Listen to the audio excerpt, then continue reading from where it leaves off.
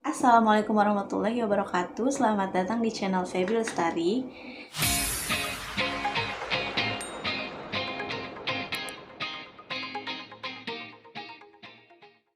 Video kali ini agak berbeda dari video-video aku sebelumnya, karena video kali ini aku bakalan nyeritain sebuah kasus pembunuhan yang lagi banyak banget dibicarain sama orang-orang, yaitu tentang si cantik tapi psikopat.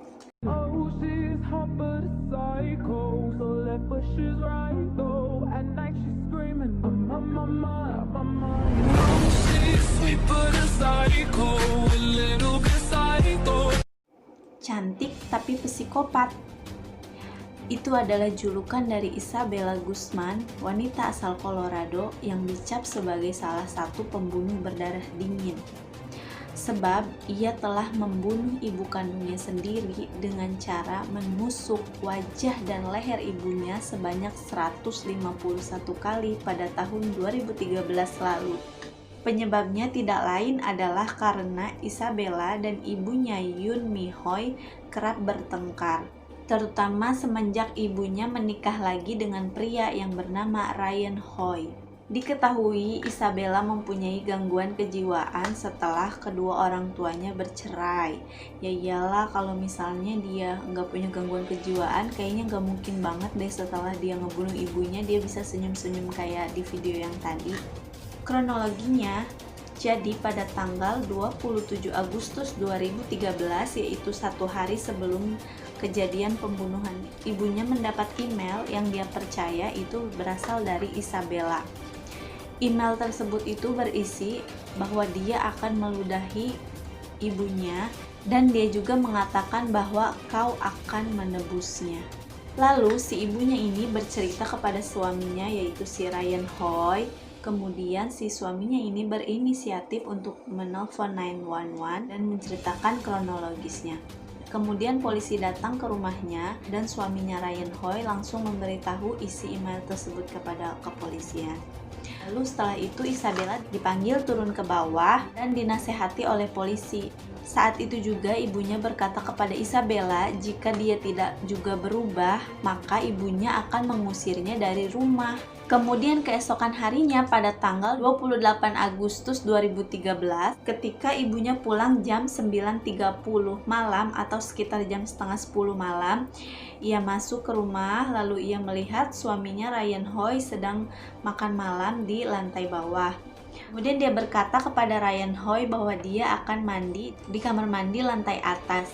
Dan Ryan pun melanjutkan makannya. Setelah beberapa saat, Ryan mendengar suara dentuman yang begitu keras dan suara teriakan istrinya memanggil-manggil namanya. Dan Ryan seketika langsung kaget. Dia langsung bergegas berlari ke atas menuju kamar mandi lantai atas. Dan pada saat dia naik ke atas itu, dia melihat pintu kamar mandi agak sedikit terbuka.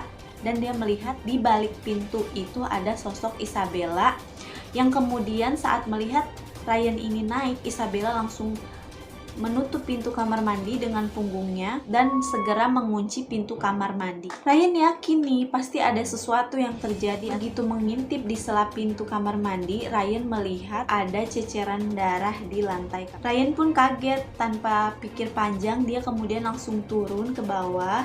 Kemudian dia mengambil handphonenya dan langsung berinisiatif untuk menelpon 911. Lalu saat Ryan ke atas, dia melihat Isabella keluar dari kamar mandi dengan tatapan kosong dengan membawa sebilah pisau menuju ke arah tangga. Karena Ryan panik, jadi dia tidak menghiraukan kondisi Isabella, dia langsung melihat kondisi istrinya yang sedang ada di kamar mandi. Benar saja, saat Ryan masuk ke kamar mandi, dia melihat tubuh istrinya telanjang bersimbah darah, penuh dengan tusukan di wajah dan bagian leher, dan Ryan pun melihat ada sebuah tongkat baseball di samping tubuh istrinya. 911 pun datang ke rumahnya dan melihat kondisi Ryan dan istrinya di kamar mandi. Setelah itu, Isabella terlihat mengunjungi sebuah supermarket di dekat rumahnya bernama H-Mart. Dia terlihat masuk ke supermarket itu dengan mengenakan sport bra berwarna merah dan juga celana biru. Kemudian dia menuju toilet dan dia membasuh rambutnya, mencuci rambutnya, dan juga mengganti pakaiannya di dalam toilet supermarket ini. Kemudian ada salah satu pegawai yang bertanya kepada si Isabella Guzman ini, "Kamu kenapa? Kok tubuhmu penuh dengan darah, terus kamu mencuci rambut kamu, berganti pakaian?" Isabella pun menjawab, dia bilang, "Saya ini korban pemerkosaan," dia bilang kayak gitu. Dan akhirnya karena kasihan, si petugas supermarket ini nawarin bantuan kepada Isabella, mau mengantarkan Isabella pulang, tapi Isabella menolak karena dia bilang nanti kalau ayahnya tahu dia akan lebih dimarahi oleh ayahnya. Kemudian Isabella Guzman bisa diringkus oleh kepolisian dalam waktu 16 jam setelah dia ditetapkan sebagai buronan. Ketika di pengadilan pun dia terlihat tersenyum ke arah kamera wartawan yang sedang menyorotnya. Jadi ini tuh kayak bukti banget kalau dia itu sedang tidak baik-baik saja. Akhirnya dia dikirim ke rumah sakit pemerintahan di daerah Pueblo untuk menjalani perawatan kejiwaan. Jadi menurut keterangan dokter yang merawat Isabella Guzman ini, Dr. Richard Porn, Isabella ini didiagnosa mengalami penyakit paranoia skizofrenia. Dr. Richard berkata bahwa Isabella sering menatap ke ruang hampa, lalu bicara dengan seseorang yang tidak terlihat. Kemudian Isabella juga sering terlihat tersenyum sendiri.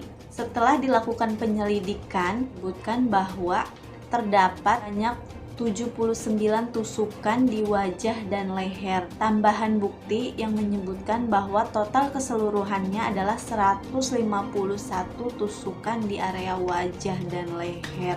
Jaksa wilayah setempat pun mengatakan bahwa ini adalah pembunuhan paling sadis di daerah tersebut. Dan Isabella pun harus menjalani hukuman penjara tanpa jaminan. Pada bulan Desember 2013, jaksa mengajukan banding, kemudian Isabella pun dibebaskan karena mempertimbangkan kondisi kejiwaannya.